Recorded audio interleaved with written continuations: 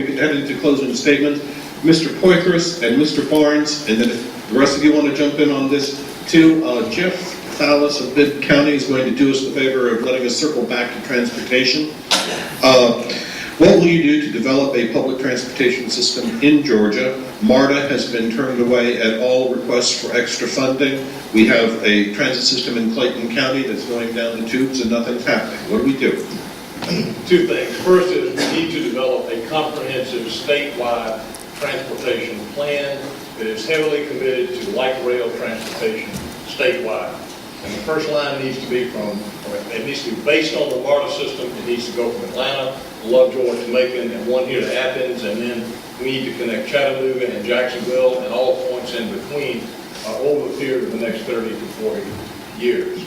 But the first thing is to develop a plan. We do not have a plan, and to commit this state to rail transportation. We cannot pave our way out of the traffic problems that we have, and businesses have already begun to explicitly cite Atlanta traffic as a reason not to come to Georgia.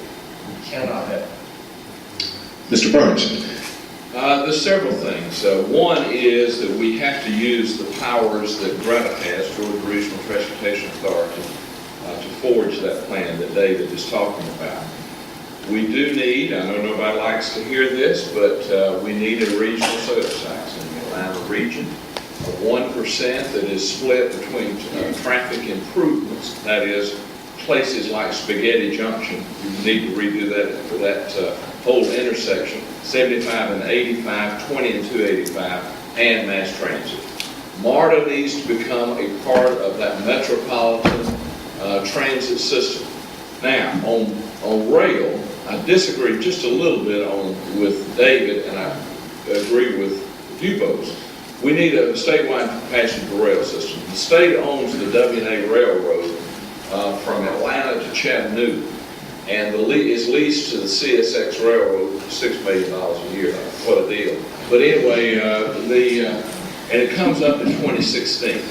That needs to become the spine of a high-speed passenger rail that goes from there to Atlanta and then on to Macon, and you need to swap the CSX that won't let us use the right-of-way coming to Atlanta to Athens.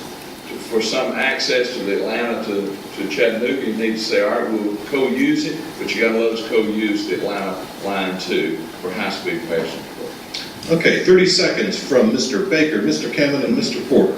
Starting with Mr.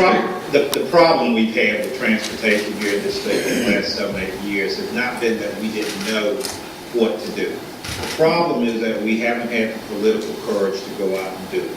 There should be no debate, no discussion about the need to connect this state.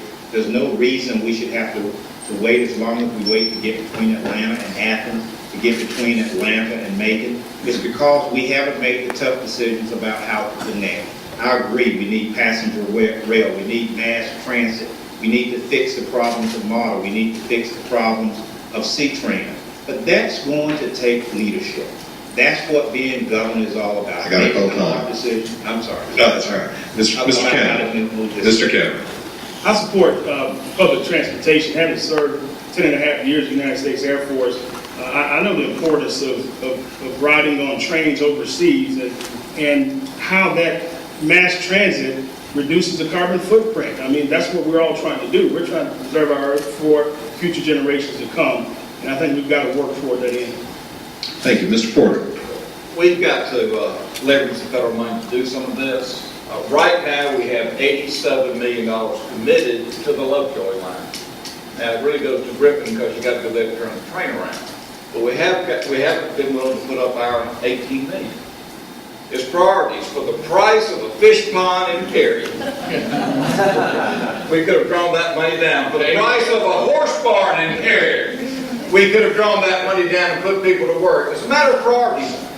As your next governor, I worked on this for 15 years with Clark County here. At the end of Broad Street where the terminal is on the other side of Jittery Joe's with the roasted coffee. That was part of your thinking it was coming. We'll make it happen. Thank you. Okay. All right. We're headed to closing statements. We have agreed that Mr. Poitras will start and we will work down the line. 2 minutes, sir. Thank you, Jim. Thank you for hosting this. Did a great job. Thanks to young men. I appreciate y'all hosting this. I'm David Poitras. I'm a Democratic candidate for governor, and I ask you for your vote. This election comes down to one thing. It comes down to the question of leadership. You have heard here tonight about failure after failure after failure of leadership in the current administration. I believe you want a governor who will bring new vision, new leadership, new energy to the challenges that face us and the opportunities that face us. We haven't talked about opportunities here. We haven't talked about the doubling of the Port of Savannah. We haven't talked about biofuels in Georgia. The great opportunities that we have if you elect a governor with the vision and the energy and the creativity to make the most of those opportunities for the people of Georgia. I believe you and I believe the people of Georgia want a government that they can trust to bring common sense, pragmatic, sensible solutions to problems and to capitalize on the opportunities before us.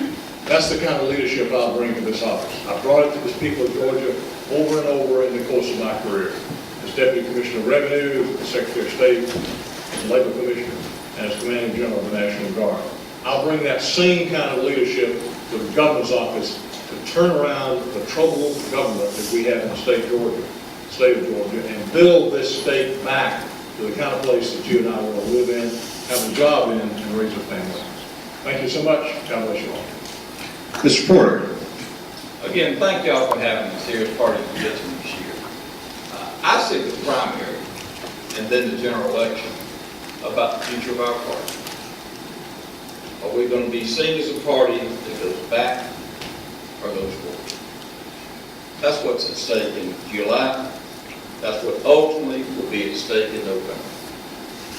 I have stayed in the trenches when we lost the majority, rebuilt the caucus in our party because I believe in what Democrats' priorities are, and have stayed there to fight for it. And as your governor, I will make it happen because that's why I'm running, because it takes the power of the governor's office to set those priorities. It will be education.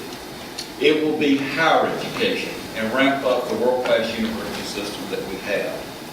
It will be passenger rail. We will be seen by the rest of the world